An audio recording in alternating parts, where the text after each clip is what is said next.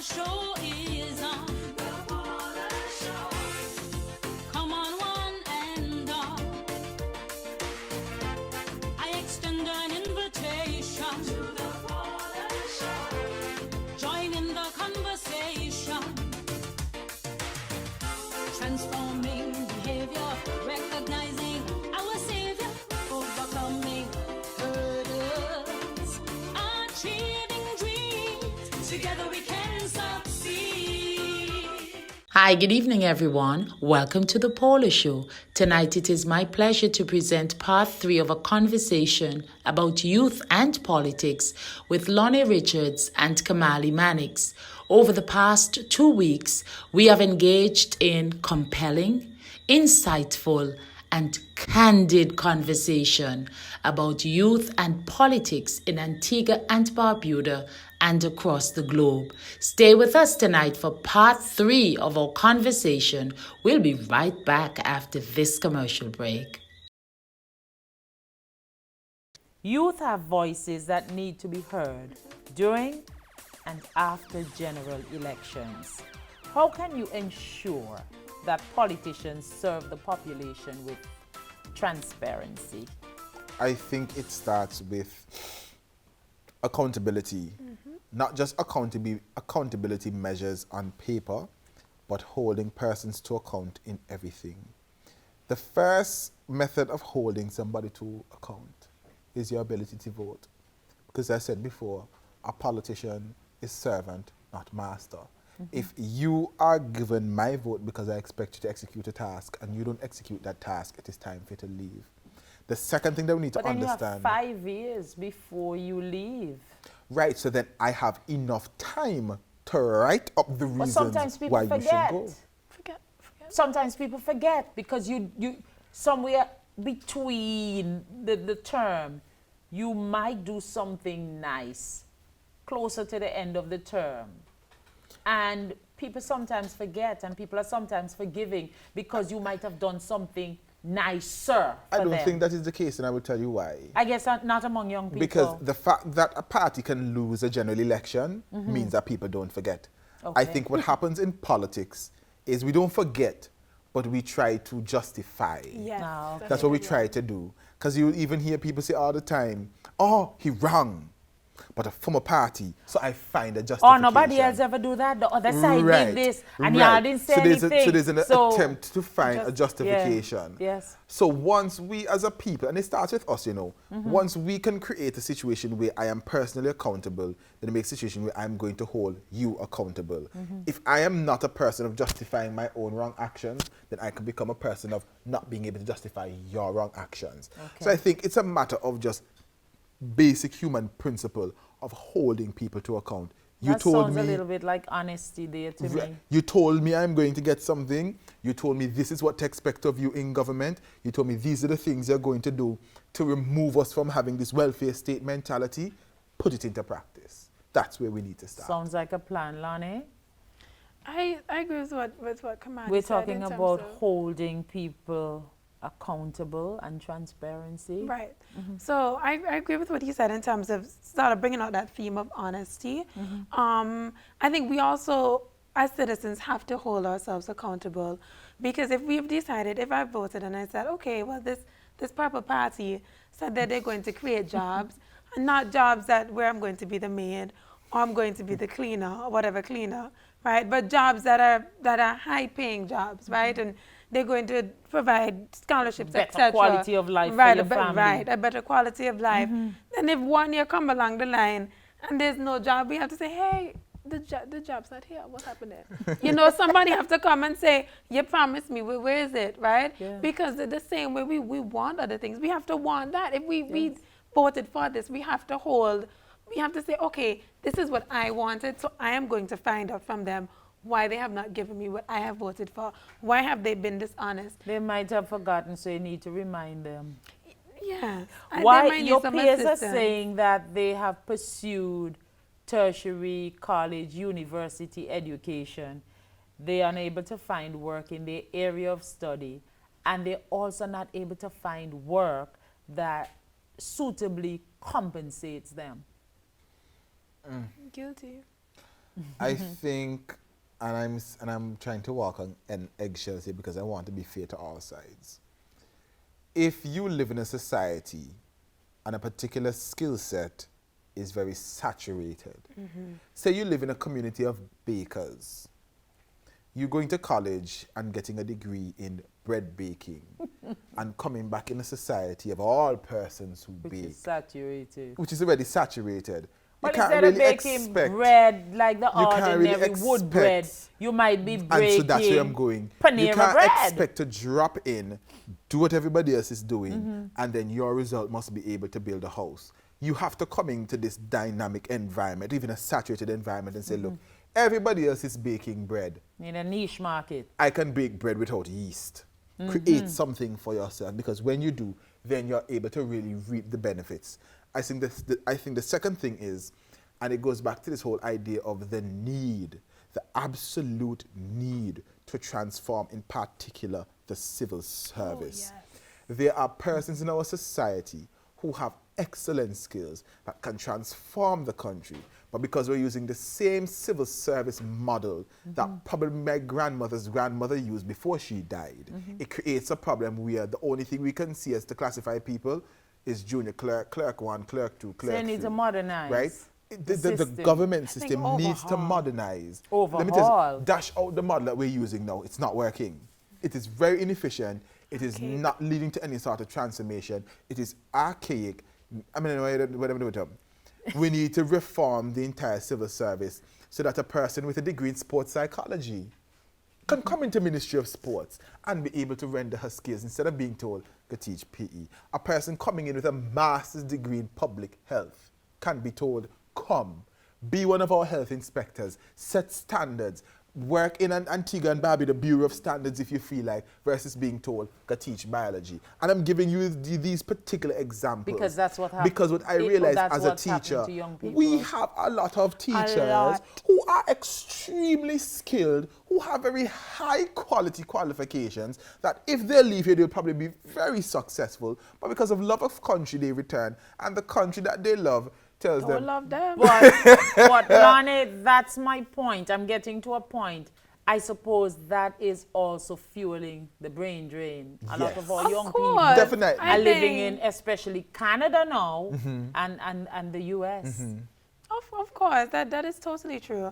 I think what helps us as a country to sort of retard the brain drain is Board of Education, to ensure that you're bonded, because then if that was not the case, then you'd probably not They come probably back. would not return. Exactly, right? And so as one of those persons who came back home and said, I want to do this. list the degree in case somebody's listening for a job. Okay. As one of those persons who came home, I studied sports psychology. I said, yes, there's nobody else. And I'm going to do this. And they said, no, we're not ready for you yet. And, But it's been sports psychology is an excellent area of study. And I would think I so thought too. so as well. Especially because you should be able to influence young people towards sport development and also And be able to cater to their you mind. know, cater to their mind psychologically and otherwise. But instead, you're told to teach PE. Well, PE, you teach PE? I do. Oh, Sports, that's all they heard. They had sports. And then everything else was in brackets. they didn't hear the psychology. And everything else was in brackets. Well, to be fair, if I am fair, but I looked at it, so I can just, speak about my experience and, summarizing it. My experience was, this is what I have to offer. Oh, that's so wonderful. And said, what happens is that you tend to be put in a bracket. Okay, so we will put you here. Okay, but that's not really, and it's not necessarily, this is not what you want, right? It's more of a, I don't fit in here. right. But this is not what I do. This is not an appropriate placement. I can't be segmented into the civil service sector of, okay, well, as he said, this is junior clerk 1. These are the sections we have 1, 2, 3, 4. So let's just throw it in there. But no, I don't belong there, right? So what you want is more than you would demand of a regular civil servant. Yeah. But you don't want to put me where I should be. And so what happened? Is there the space? But no, there's never any space until the right person comes No, because along. part of the problem is the system doesn't accommodate this space. I'm talking about just on paper. We're talking about theoretical. Oh, okay, yes. Right, and yes. so that's why I said But civil service reform is important. But But you don't have to be a civil Lonnie, servant. do you can realize be a that non-established- a sports non-established psychology, if you were living in England or the US or Canada or someplace, you might be attached to one of those college teams, or an NBA Olympic team, teams, Olympic making teams, good money. Girl, UK, Chelsea and Manchester. But I Right. understand you want to return to help your community and develop your nation. But maybe you need to speak with people. I've done the prelim. I did the preliminaries Okay. when I came back home, and so that's why I can speak very well on the experience of coming back home, having these qualifications, and kind of just And they being seem not sidelined, right? useful. And so the point that Kamali said before about reforming the government sector, what we spoke about before, about qualifications and experience. It's not qualifications versus experience. I think there should be both. You can't tell me I need experience if you don't give me the experience. That's but then you true. can't also then have somebody with experience and no qualifications, because it also then becomes unethical at some point in And time. retards the whole process of Right. progress. Demotivate And people. so I think one of the ways that we can reform the government is just having essential workers and not packing it at the bottom, because what we tend to do is just pack it Have a lot up. of low-level civil servants We have a lot and of very them. few top-level right, technocrats. and so when young people come back home, or they try and come into the system Pack them to too. be right, and so they just become fit there, shove you there. So the top never grows, because the top stays with the people who have always been there, and they're never moving. They're not moving until they retire. And most of the times, the people who are at the top, they don't have the creative ideas, because sometimes they They don't already set engage. in That their is not ways. that's just They not don't a part of the engage in expertise. continuous education. Right. So the new norms, they don't understand them. Oh, this is how we used to do it. This is how we're doing it, because someone said to me, I was at a particular place, and there was someone who consistently reminded me, Miss Lee, this is not the private sector, it's the government sector. Yes. So And what we've happens- accepted like that. that. what speak happens volumes. is that We've there's an accepted that. expectation This should that have been because true. it's public sector, The standard It's must you be okay. there. cannot expect the same standards. The benchmark is so low. I don't even think there's a benchmark. I think it's just, okay, well, whatever. One of your peers said that systems have been established to patronize young people, get their presence and inputs for political mileage, but ignoring the real issues that are affecting young people. I think so. I think you're not there for tokenism. And based on what you're saying here tonight, this statement seems to be true from a young person. Yeah, on multiple occasions, because in my own capacity as a human, and in my capacity as even the president of the Youth Parliament Association, if anybody calls me to a meeting, unless it's for Kamali, I'm going to walk with Lonnie. So I'm going to tell you, oh yes, the vice president is going to be there as well. So I have a witness. Yes. You know, so I have at least one witness. Cover your tail. We see now nobody's going to And invite me at anymore. and at going to do least, anymore. if I am gone today or tomorrow, she's on the same There's page. And she can continuity. say, yes, this is what you said to him, right? And what you find, you'll have these long conversations. Even though you realize sometimes the persons you're speaking to are incompetent, at the end of the meeting, all that they would have said to you, it just goes into the thin ear. There's one occasion we had of a particular person who had just assumed the position, a very particularly important position. We sat down with the person, we had a meeting. I remember when we left the meeting, you know, we waited until we reached inside the vehicle, we looked at each no. other, and we were like, What was we that? just wasted our whole day. All we heard was absolute nonsense. Lord have mercy for young people. And I remember us just looking at each other like, have mercy, Lord, have mercy. If this and is this it. is what it is. And this is why it reaches the point where a young man in Tunisia has to burn himself. To get Because attention. it was a bit much, but it's a cry of It was too absolute much. desperation. It might have been a right? bit But much, it was it might have self-sacrifice. been. He I really am need to be a so martyr. silent. I am so not being heard that I have to do something that is so blunt not- for you yeah. to hear so me. compelling. Right? But Yeah. listen, I'm not for that. I'm not for that. I would say, however, it started a wave of attention across the whole Middle East. Not only Tunisia, but it continued across Right. Egypt and whatever, and governments were toppled. And so it comes from So that it point seems as if of sometimes people have snap. to make these huge sacrifices in They order. shouldn't have to. But Not in it that shouldn't They case. shouldn't have have to, And but it it wasn't becomes and necessary I or want seen to as say necessary. suicide is not the way to get attention.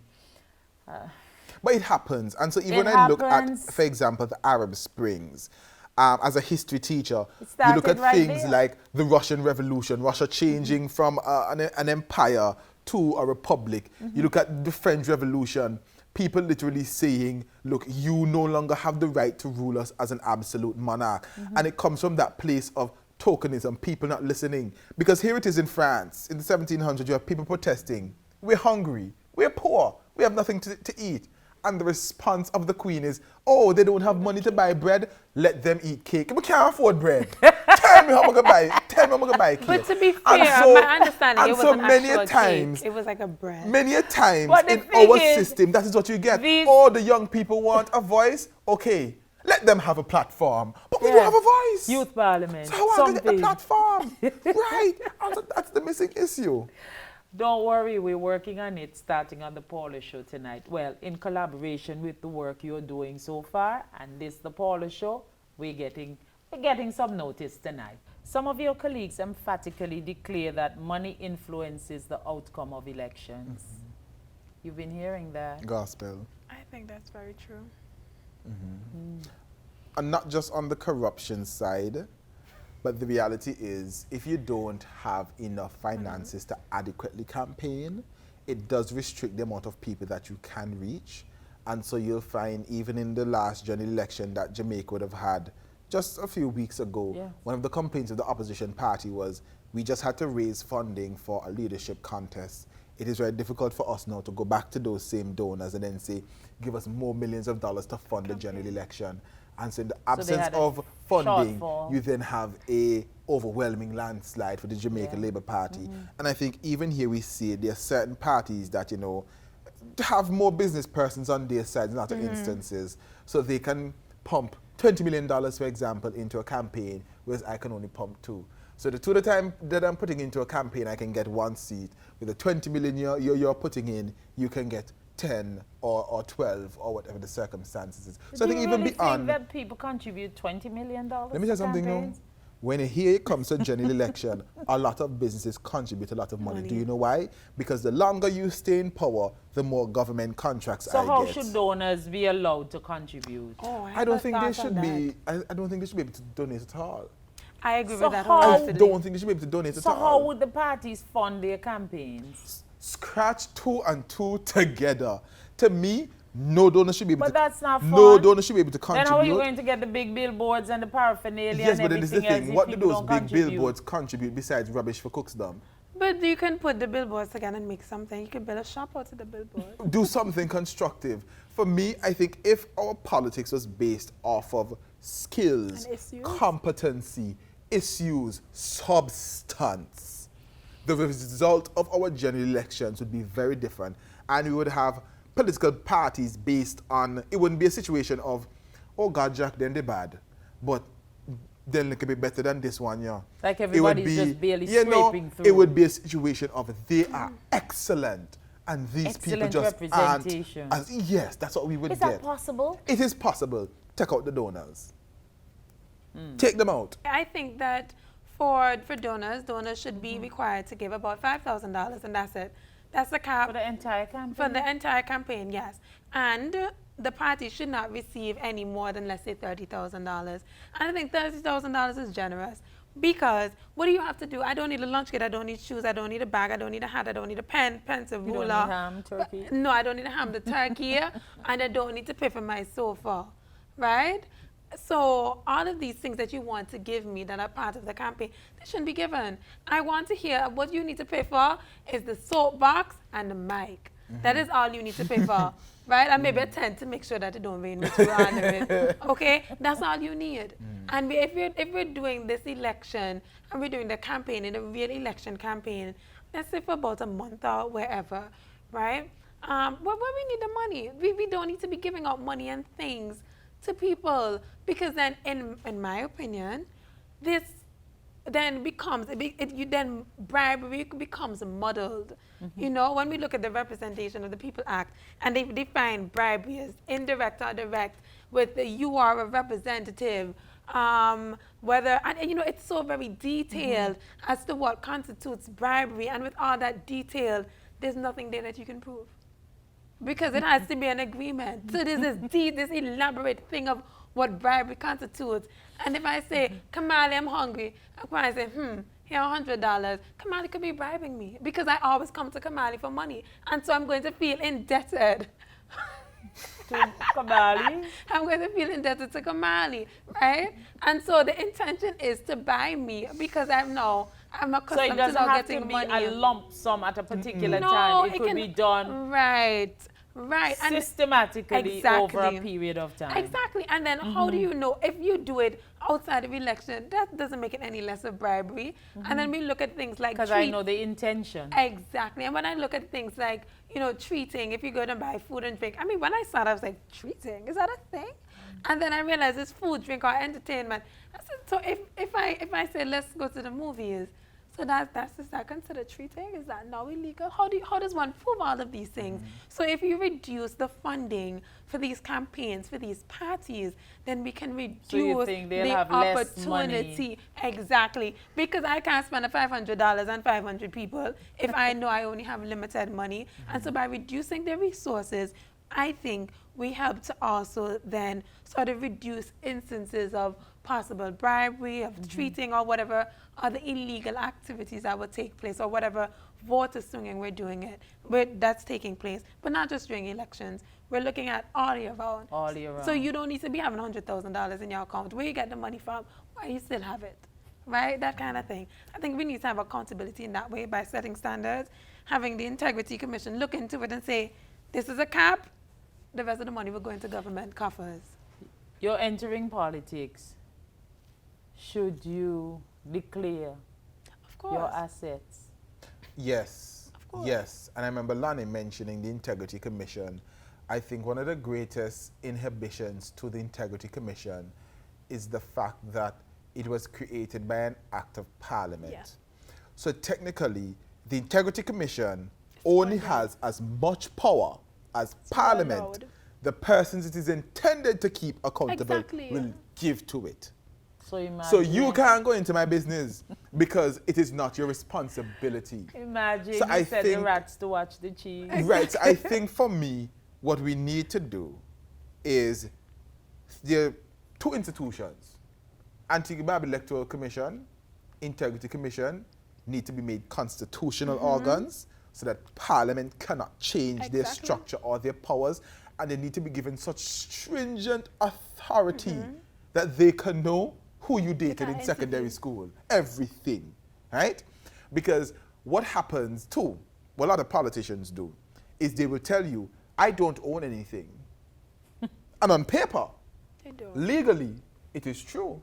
Because me and Lonnie are married. Before I get into politics, everything Transfer. It's not mine. goes into Lonnie Richards' Manic. So as far as the law is concerned, I own nothing. Or to the children. Or to our children, unnamed or to sources. children that aren't even born. Everything. Everything. I am the one who actually executes it. But everything belongs to Lonnie. So then I can say, oh, I'm worth $230,000. I think I'm going to change my mind about you being a member of my. You're already thinking too political. No, because this is the thing. You have to know how they get around with these things. I'm withdrawing my offer. Your thoughts on women in politics? To me, I find, as I said, I absolutely love Margaret Thatcher. I absolutely love Jacinda Ardern. I absolutely love Dilma What Rousseff. about Dame Eugenia Charles? I think she was. Oh, she was excellent. She was a She kind was of Margaret excellent. Thatcher in Yes, these she was. regions. In her Yeah, time, she was. yeah. And so for me, this is my opinion, and yes, it is coming from a man. Oftentimes, most countries, their populations tend to be majority female.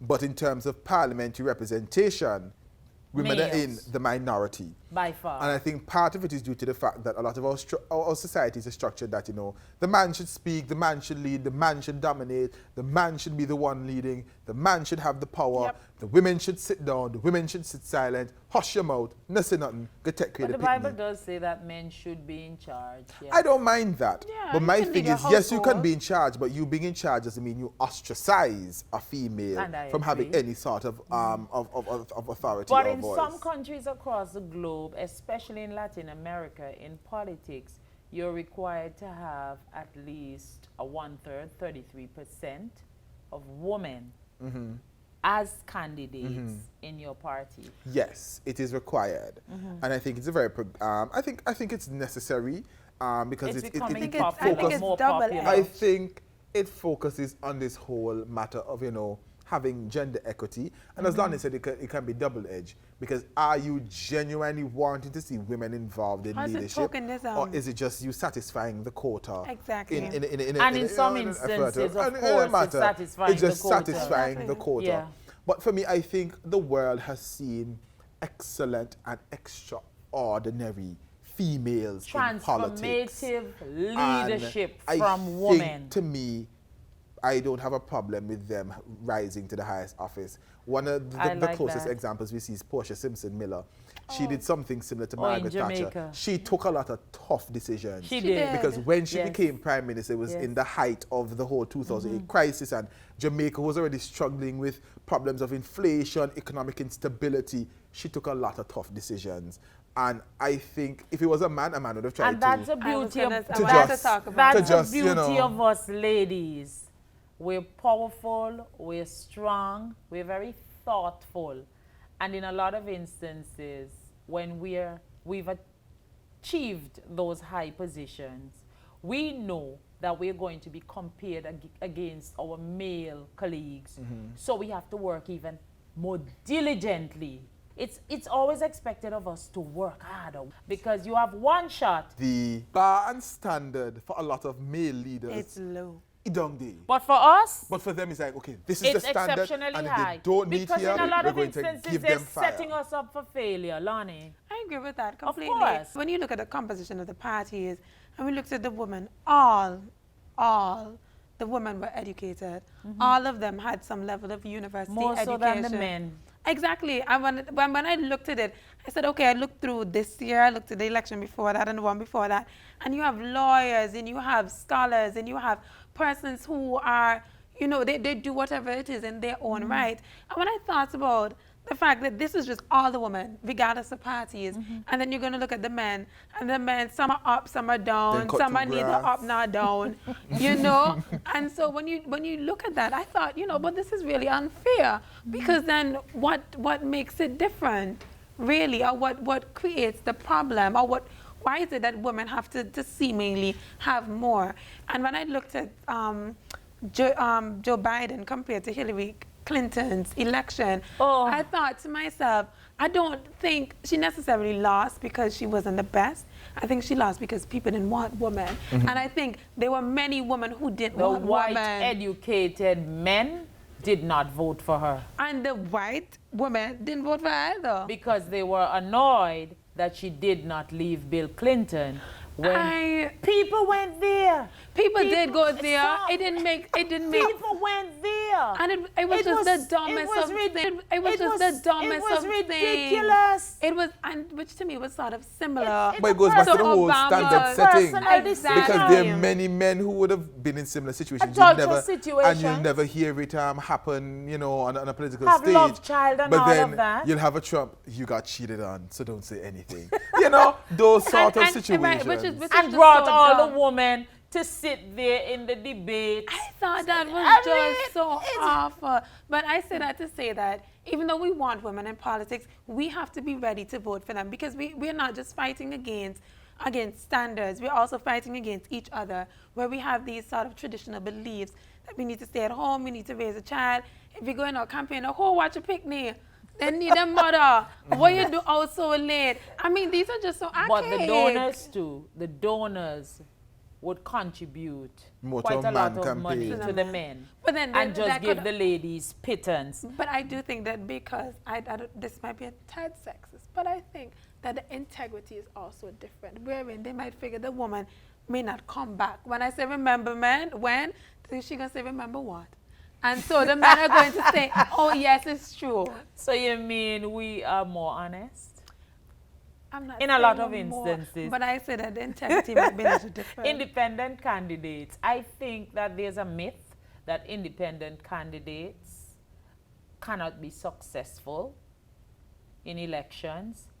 But I put it to you that if there's a tie, an independent candidate will be the deciding factor towards one party governing or the other party governing. So I don't ever want to rule out independent candidates.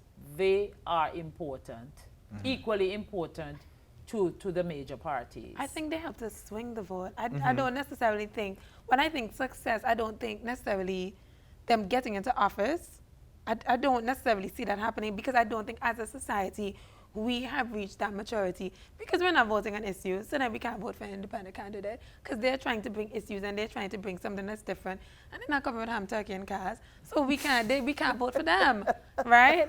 Because they can't sustain But that that's what sort the of Polish show is lifestyle. supposed to be doing tonight, transforming the behavior so that Okay. by the next election, independent candidates, Can reach someone. yes, If I recall correctly, the election with like Jamal Pringle, John Messiah, and Colin James. Yes. I think she helped to sort of take away some of the UPP's votes in that constituency. She did. from Jamal Because Pringle. she got around 100 and odd votes. Yeah, and I don't And think he instead of it won being- by that much. Instead of it being a margin of 10, it would have maybe been a margin of 110 in his favor. Yeah, you I think they guys reduced are the margin. watching But- the numbers. But for me, I think as well, I do think independent candidates have the ability to impact a general election. I'll tell you why.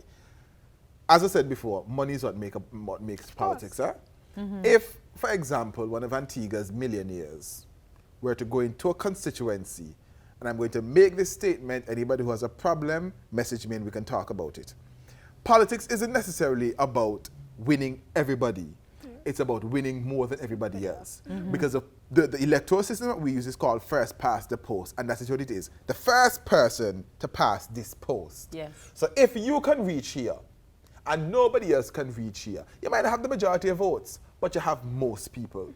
Say, for example, you have a millionaire who goes into a constituency that's maybe small in size, And handpick they're somebody. able to, bring along Garner enough persons. support. Then the other major parties have to say, okay, sorry, excuse me, sit down.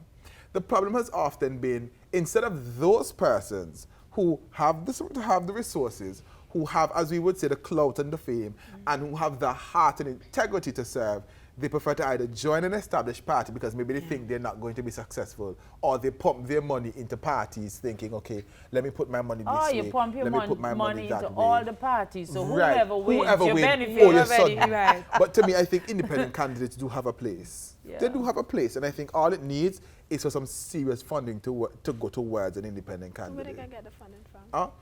Either your own funding, or you can look at people. Everybody knows somebody. They do. And if you're influential enough, somebody will give you enough But something. sometimes your good character can take you places where money might not take you. And because there is this thought among youth that everybody is the same, if you have an independent candidate of good character, maybe people who want a change will gravitate towards that particular person. And I think that's what it is. You just never know. Part of the issue is message, because even when I look at St. Exactly. Kitts, St. Kitts would have had a People's Action movement in government for about 15 years. Then they would have had a St. Kitts Nevis Labour Party for 20 years. And here it is, you now have a People's Labour Party, technically an independent candidate because he was running on a party he created. Then you had an amalgamation of other political parties, all running on separate Team tickets. unity. And saying, look, let me tell you something. We've had this dance between these two people for years. We've had this one consistent governance government style for 20 years. It is time to come to an Shift. end. We need to move, and the people moved. And 5 years later, They moved they again won another general in the election. same election. And so you see that the independent candidate has an Exactly. impact. In Antigua and Barbuda,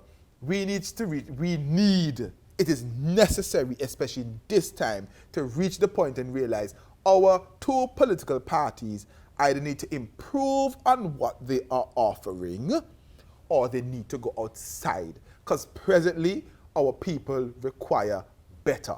We deserve better, and we're not getting And it. that's why I love Jacinda Ardern, because she speaks about good governance a lot. And I'm watching that space. And I end this segment by saying, if you're thinking of becoming an independent candidate, don't think that it's not a useful exercise. You just might be the game changer in the next election. Thank you for staying with us on The Paula Show. Coming up in our next segment, I'm going to be asking these young people, should our politicians engage in debates, like the debates between the Democrats and the Republicans in the United States of America? Think about it yourself. We'll be right back. Should we force our politicians to sit and engage in meaningful debate instead of everybody visiting a radio station or everybody visiting an individual meeting and talking to their base and not actually addressing the entire population? I don't think instead of, I think in addition to. In I addition think that we to. would benefit from having that sort of meaningful, constructive debate where we can talk about the things that matter, and also have questions asked, have it be like a question and answer. Like a town hall right, meeting. like a town yeah. hall meeting, kind of similar to what we would have done for the COVID-19, where we had a town hall meeting for our youth, and we spoke to ministers and we asked questions and they were able to answer. I think that would be very beneficial, and not just for the leaders of the party, but just for the, anybody who's a candidate. Yes. I think they should engage in that. You should be able to have your ideas challenged, be able to stand and be able to justify. Because you can't tell me, hey, we shouldn't build roads because this is more important, and you can't stand and justify your position. So for me, I think debates are extremely important, because then you can get to, you can draw a comparison between the two candidates. Because you see it in the United States, oftentimes at the end of debate, it might not necessarily change how a person is planning to vote, but it adds to their idea It helps you of, to make a better yes, decision. this is who I I'm understand. really going to deal with. So in this general election that the United States had, you'd have noted a lot of commentators would have said, look, a lot of persons were expecting him or wanted him to go on the stage and be a president and act like a president. that Trump? And answer questions. But then yes. he's never That's- done it. Answer That's questions asking too much. like a president. Kind of like, yes, maybe that might have worked to win you the first one, but no, we need to see that you need to continue because you're of the quality. But you cannot not show it and then expect it now. And then you see what he gave. Now observing our present political landscape, our two political leaders, they're very different in terms of their general behavior, general mannerisms, and their general approach to politics. I would like to see them debate. So I would love, I as a would matter love of to fact, witness that. I as a would matter of cancel the fact, Paula Show taping to witness that. the association is looking at the possibility of when Yeah. a general election is called that we would put on a leaders Nice. debate. Very not good. just because of the fact that we just want to see a debate for entertainment. It's not for entertainment at all. We would genuinely like our leaders to be able to justify their stances. Why is it that you believe what you believe, and can you defend your policy? Do you believe that taxes are important towards a country's development? Yes, they are. So we should pay taxes? Yes, we should. Okay. Non-negotiable. As Antiguans, and I keep going back to this whole welfare state mentality, we receive free education, we receive free health care, we receive free school meals for our children. Free health care from where? Because we have to pay at Mount St. John now, Oh no, that is heavily subsidized, even beyond what you I know contribute. it's But it's subsidized not by technically medical free. benefits, but you Right. still have to pay, so it can't be But for the free if you most have to part, pay. it is universal. Let me use the terminology universal health care, because that's what they would use in terms of sociology. We get free uniforms. These are things that the government is doing. I am doing what is your responsibility, and you don't see it fit to at least help me in my So execution once of again, tasks. you're convinced it's a welfare state. We do live in a welfare state. If you look at the definition of a welfare state, Antigua is practically a So picture. that is the reason why our governments probably borrow large sums of money. A problem we've had in Antigua and Barbuda is debt control. Our public debt is unnecessarily high. It is unnecessarily high because we spend poorly, we borrow excessively, And no we borrow accountability. for ridiculous reasons. APWA needs to be transformed. The government borrows $180 million. What is the justification for that? Any problems you have with APWA, you should be able to fix it with whatever tax revenue you get versus whatever money they earn. And then We, nobody the knows how people, the now money is have to spent exactly no. and where We it have to goes. find a way, and I say we, the taxpayers, because when these people have retired, it is no longer their problem. Yep. It's We, the the youth. taxpayers, have So to the pay youth are concerned about that. $180 million Of course. 20 years down the line, and it is When are we ridiculous. ever going to finish paying the debt? We're in a COVID-19 situation, and I'm thinking that my grandmother was correct when she said we should always save for a rainy day. Do you think that our governments should use this as an example and set aside funds that could serve as stimulus for the people? Because if it's COVID-19 now, it's going to be another virus and another virus and another virus. These viruses will not stop at COVID-19. I think so, because we look at increasing our revenue. So we increase our revenue for what? Where does it go? So when we get this additional lump sum of money, where does it go? Who does it go to? Because we know it doesn't go to anything that has to do with human resource development or social anything or education anything. Or it never infrastructure. right. It never go there. Right. So where else does it go? One of the ideas or suggestions I've had for years is the idea of establishing a National Reserve Bank. And it comes from What's a the place... purpose of that? I'm going to explain. It comes from a place of observing other countries. For example, the first country that came with the idea was New Zealand.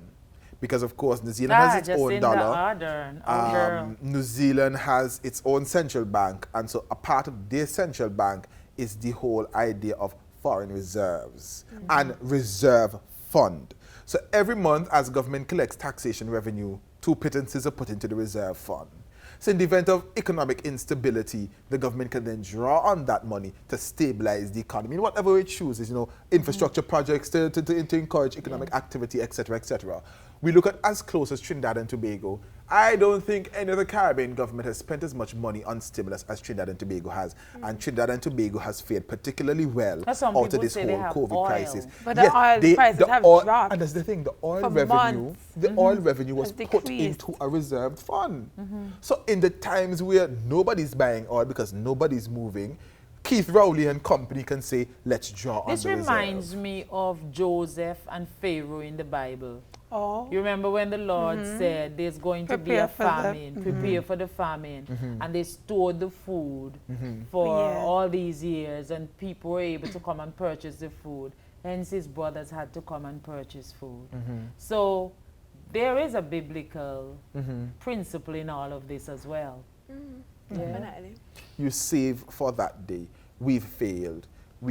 All that we've done is the more money that we earn as revenue, we figure out more ways to spend it. Spend it, right. And I'm so we just like, count the money before we yes. get So it. we'll like never be we're wealthy making then. $500 million today in taxes, and we figure, okay, how best can I spend $500 million? Yes, Next why year we not make put it $600 up? million, Right. and we say, hey, how about we How try as best much as can we possible to contain the amount of revenue, Reduce the our amount of expenses. money we have, have a maximum cap of 500 million, save and the 100 extra million. 100 million, we put it in a reserve fund. So if next year we have a revenue shortfall, we can then pull if there's a from the hurricane. million. Exactly, and- because then now we have to borrow and we have to raise funds from wherever, which is really And interesting. the interest rates are high. And us being disaster prone, we live in an earthquake zone, we live in a hurricane zone, And climate change. we live in a climate zone. We It's live in an creating area some where, because of our problems. main industry, any virus under heaven that is experienced anywhere across the world And we have not- automatically we has have not direct impact diversified. on That's us. why we need to diversify. Thank you for staying with us on the Paula Show. Lonnie Richards is here and Kamali Mannix. Aren't they honest? Woo! It is amazing. And there are more young people just like them in Antigua and Barbuda. But sometimes we fail to notice them. Pay attention, my people. The youth have a voice and they're using their voice. Notwithstanding their academic qualifications or lack thereof, should it be mandatory for politicians to engage in onboarding or an orientation period? I think this is more your own personal responsibility. Yeah. I think so. If you want to represent people, you should want to fine-tune your own You're skills. new to the job, and just like an organization, they provide training and that orientation period. I think there needs to be a certain level of orientation, because even Yeah. if you engage in personal development, when you start a new job, it's a new sector. It's if you've new, never it's been a in new learning government, curve. right? And I mean, it is new because it's a different system. Let's say you're moving from Kamali's face. from the private to the public Because sector. for me, for It's example, different. I'm a political leader of an established party, and I go to Lonnie and say join. I, as the political leader of the party, agree. should organize for Lonnie to at least have basic skills. And so even though you see that some of our politicians, they struggle, they have poor public speaking skills. But I they was have going there poor because orating look at skills. this: social graces, grooming, I think the communication party, the skills, party oral itself and written, is it a conflict loss? resolution, media relations, branding, personal and professional. I mean, these are areas that sometimes people do not really care about in their personal life. I do But agree that if parties should be you responsible. are Yes, but then- representing Right, a and there it particular is. party, then I believe that organization should be responsible Right. for some level Because of if you're onboarding. going to, For the if you're fallback going to, that this is my thing. If you're putting yourself in a position, prepare yourself for whatever comes with it. Yes. You Yes, can't it's a tell bit me contentious. you're standing for election for a seat and you don't think they need to get public speaking training. A tripping is. The digital age is very unforgiving. Everything is in real time. Images and conversations are permanently recorded. Our politicians need to be mindful of that. Do you agree? They should be. I think they should be mindful of it as well, because when you think of something like defamation, you can't just say whatever you feel like saying and then say, oh well, it's only the 10 Immunity in people. Parliament. Right. Right? And no, the 10 people heard, it's only the 10 people.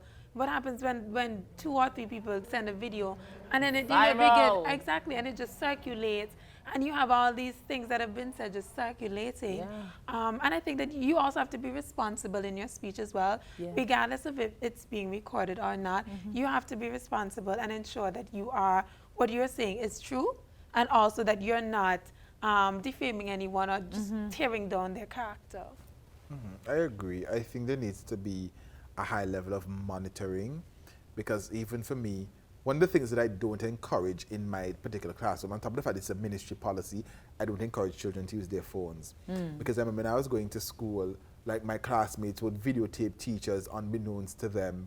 I know they might be like, for example, drawing an example or acting out something, and if you saw the video at face value, the first thing that would come to your mind, why is a teacher doing this? Yes.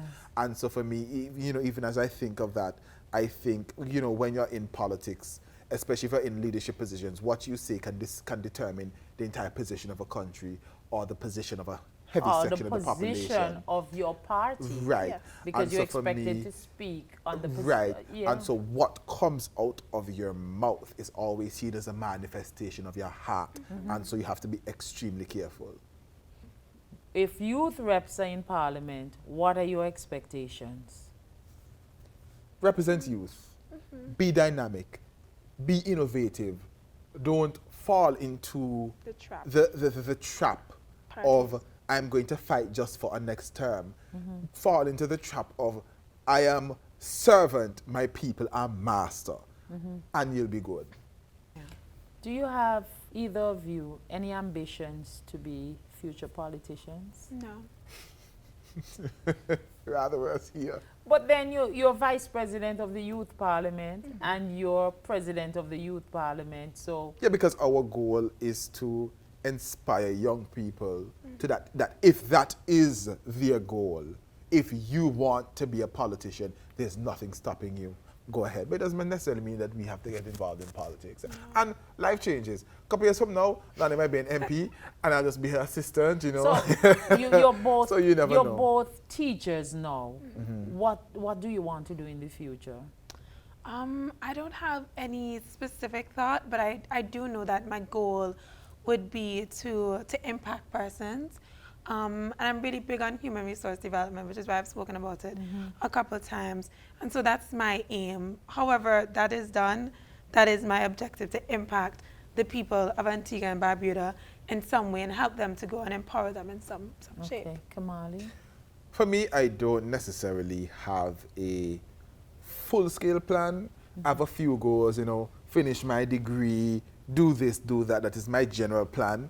But to say I have a definite thought-out plan, I can't say I'm there yet. For the most part, I leave myself in the hands of God. I need you to speak to our leaders, both the government and the opposition. And I also need you to speak with young people about the importance of their vote. It's because you're representing young people. I would say we need substance for the leaders of the country, or the persons who would wish to be leaders. We need a plan. We also need to enforce a plan, and we need a level of structure. We need programs in place to develop the people of Antigua and Barbuda so that they're not dependent on the state, but they are empowered enough to even help other persons so that they can become more than what they are. To our leaders, I think it's very simple. Presently, we are unsatisfied, and we deserve better from both sides, the government and the opposition. We are not servants, we are masters. You are accountable to us, you work on our behalf. To young people, you have the ultimate power to control the destiny of Antigua and Barbuda, which is your vote. Don't think about what your family wants, don't think about what anybody will ask you to do. Sit down, make a logical decision.